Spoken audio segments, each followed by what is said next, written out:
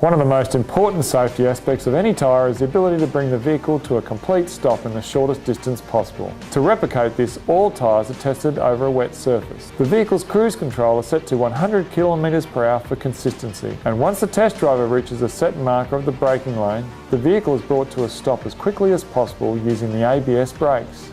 Each tyre is put through a series of 6 runs and then measured to determine the average braking distance.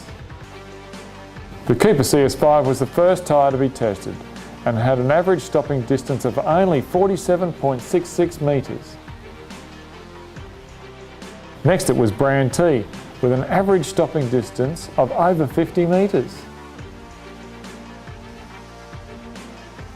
Brand Y followed closely to brand T with an average stopping distance of 51.7 metres. It was when we tested competitor brand B that we saw a huge gap in the amount of distance this tyre took to stop compared to the Cooper CS5. You can see the test driver almost ran out of track with an average stopping distance of 60.13 metres. Have a look at the results and difference in the position of all the tyres tested. You can see the Cooper tyre CS5 stops almost 12.5 metres sooner than the worst performing brand.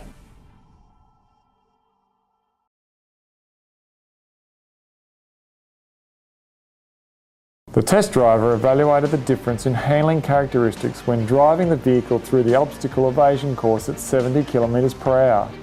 In a real-world situation, this test replicates if you were to swerve to avoid multiple obstacles and then drastically return back into your lane. This test is conducted to evaluate how the tyres respond to the driver's input.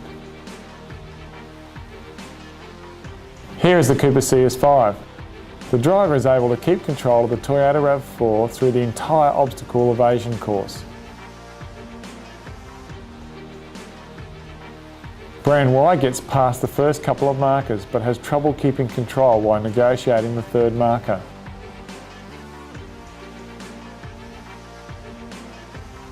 Like brand Y, brand B gets through the first 2 markers but quickly gets out of shape at the third as the test driver loses control and is forced to discontinue the test.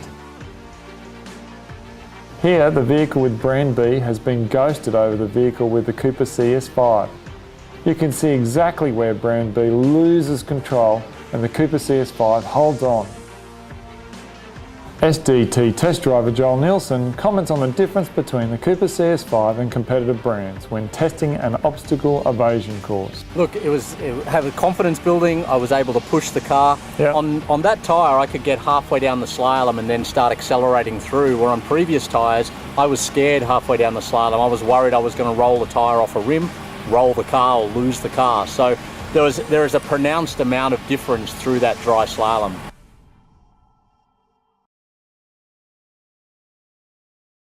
The evasive lane change is to simulate having to avoid an obstacle by dramatically changing lanes and returning back at speed.